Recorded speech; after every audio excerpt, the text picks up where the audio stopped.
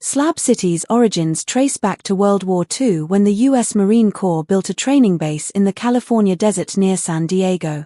Named Camp Dunlap, it served as a field and anti-aircraft artillery training site from 1942 until its closure in 1956. Once the military abandoned the base, all that remained were the large concrete slabs that had supported its buildings. Over time, the site attracted a variety of people initially, veterans who had served at the base and later, drifters, RV travelers, and those seeking a place to live freely. In 1961, the Department of Defense handed the land over to California, which deemed it unnecessary and left it largely unregulated. By the 1980s, Slab City had gained attention, especially among RV enthusiasts looking for free camping. The community grew rapidly, and today, it remains a refuge for those who prefer an alternative way of life. One of Slab City's most famous landmarks is Salvation Mountain, a massive, colorful art installation created by Leonard Knight. Built over nearly 30 years using adobe, paint, and salvaged materials, it became a symbol of creativity and spiritual devotion. The mountain and Slab City itself gained wider recognition after being featured in the 2007 film Into the Wild. Beyond Salvation Mountain, the community thrives on art, music, and self-expression. Musicians, sculptors, and painters contribute to an ever-changing landscape of creativity, often repurposing discarded items into works of art. The Range, an open-air music venue, hosts live performances, adding to Slab City's vibrant and unconventional spirit. Despite its artistic energy and strong sense of independence, life in Slab City is not easy. The community consists of several groups, each with its own way of living. Snowbirds, seasonal visitors, often retirees, arrive in the winter to escape colder climates. Off-gridders embrace self-sufficiency, using solar panels, collecting rainwater, and building sustainable homes from salvaged materials. Others live in extreme poverty, relying on bartering, scavenging, and occasional outside support to survive.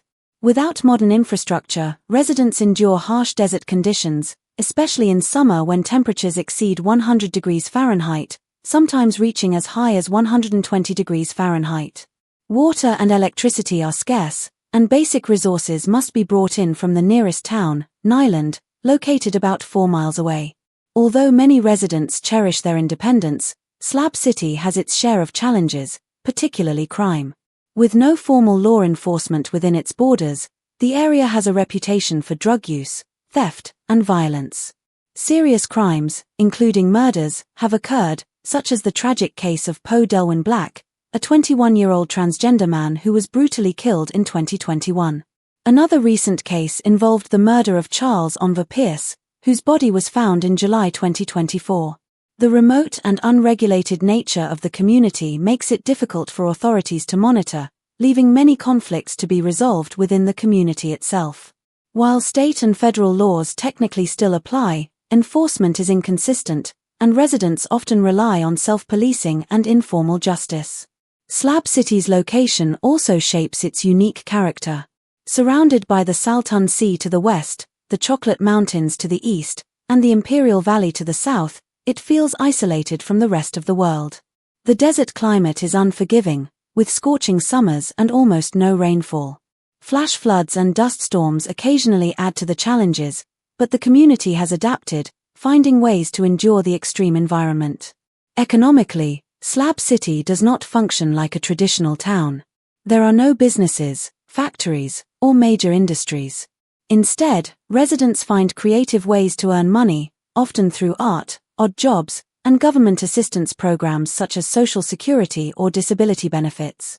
Bartering is common, with people exchanging skills and goods to meet their daily needs. Tourism plays a role in the local economy as well, especially during the cooler months when visitors come to see Salvation Mountain, attend live performances at the Range, or experience the off-grid lifestyle. Some residents give tours, sell handmade items, or rent out camping spots to travelers looking for an unconventional adventure. Despite its reputation as a place of absolute freedom, Slab City exists in a fragile balance between survival and chaos. For some, it is a sanctuary where they can live without interference. For others, it is a harsh and dangerous place with few opportunities for stability. As the community continues to evolve, questions remain about its future. Will it remain the last free place in America, or will increasing attention and external pressures force change upon it? Whatever the answer, Slab City remains a fascinating example of human resilience, creativity, and the desire to live on one's own terms. During certain times of the year, visitors bring in extra income, which helps support the community. People in Slab City have discussed ways to improve life and generate more money, but these ideas often face resistance.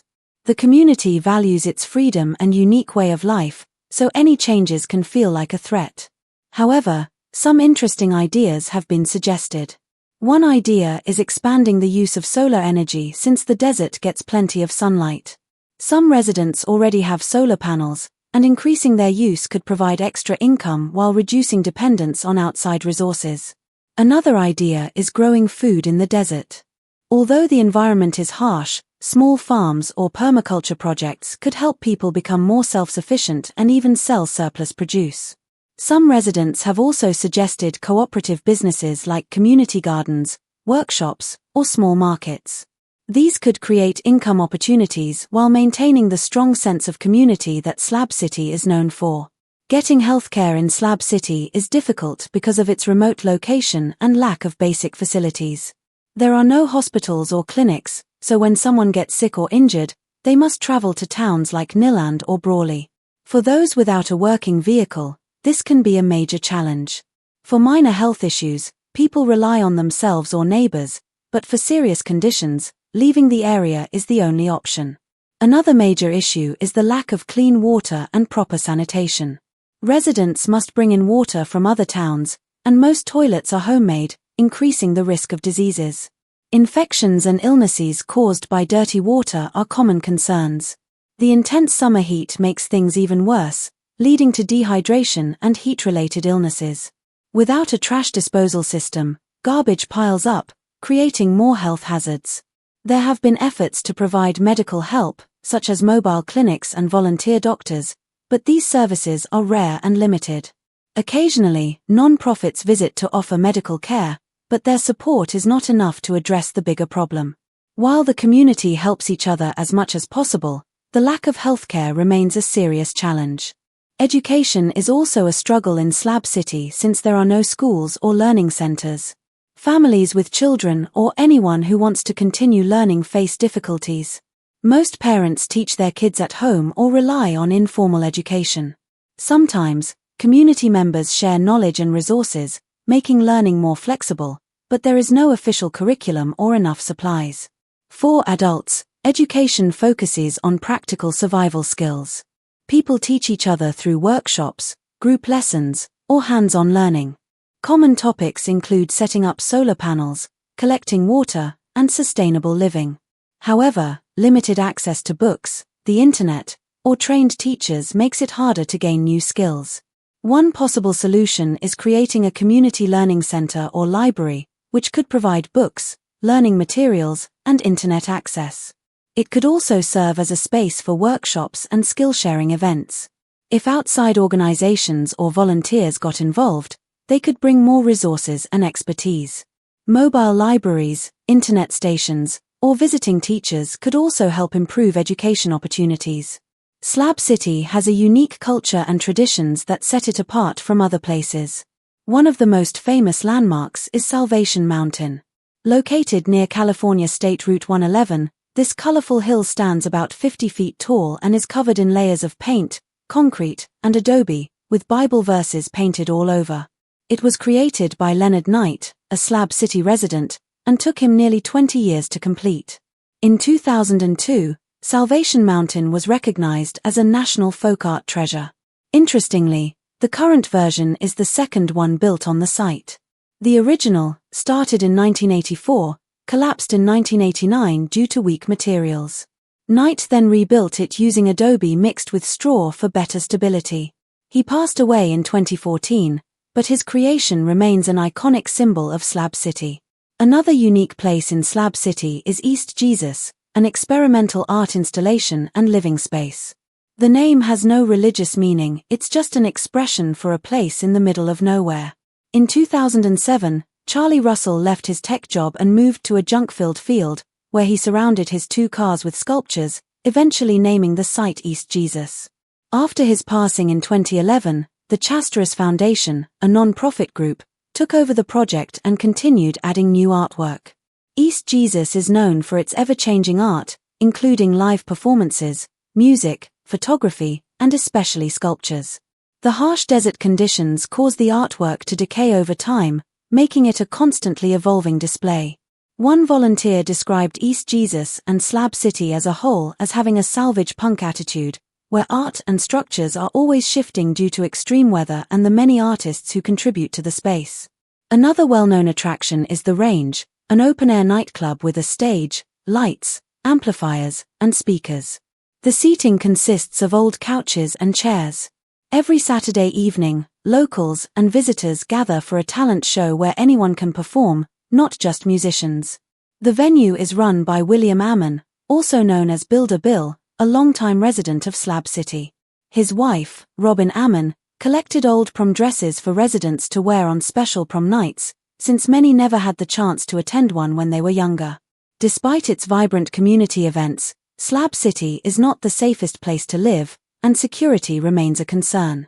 The future of Slab City is uncertain, with many discussions about what might happen next. One major issue is the potential sale of the land by the California State Lands Commission.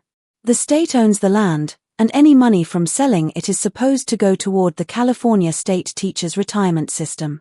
If the land is sold, it could change Slab City completely, which worries many residents. To prevent this, some community members formed the Slab City Community Group Incorporated to explore the possibility of buying the land themselves. There are also efforts to improve living conditions, particularly through renewable energy. Since the desert receives plenty of sunlight, expanding solar power could provide more reliable electricity and reduce dependence on external resources. Some residents already use solar panels, and a larger system could improve life for the entire community. Another pressing issue is waste management. With no official trash collection, garbage builds up, and abandoned vehicles litter the area. Some residents have taken the initiative to clean up and encourage recycling, but a more organized waste management system would make a big difference in both environmental protection and public health. Slab City has attracted media attention, with various news outlets offering different perspectives on its way of life and struggles.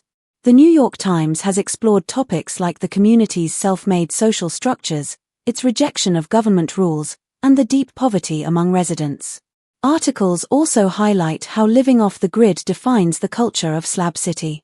The Los Angeles Times has covered similar issues, focusing on the contrast between seasonal visitors, known as snowbirds, and permanent residents. The paper discusses gender roles, the appeal of a lawless lifestyle, and the difficulties of accessing basic necessities like clean water and healthcare. Anthropologists have studied Slab City as well, noting that while it rejects traditional systems, a social hierarchy still exists. They also point out that snowbirds play a key role in keeping the local economy afloat. Media coverage often highlights these contradictions, how Slab City offers both freedom and hardship. Several documentaries have also been made about the community. The Last Free Place in America, produced by Vice, follows different Slab City residents and shows the highs and lows of their daily lives. It touches on the lack of basic services, extreme weather, and the strong sense of belonging among residents.